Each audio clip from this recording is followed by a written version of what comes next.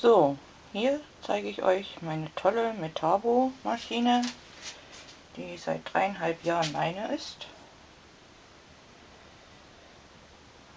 Selten genutzt,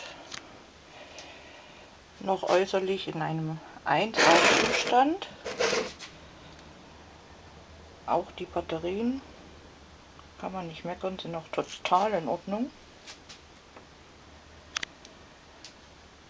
Das Einzige, was defekt ist, ist die Maschine an sich. Das zeige ich euch gleich. Metabo. Ein tolles Produkt, made in China. So, nach 3,5 Jahren, wie gesagt, kaum genutzt.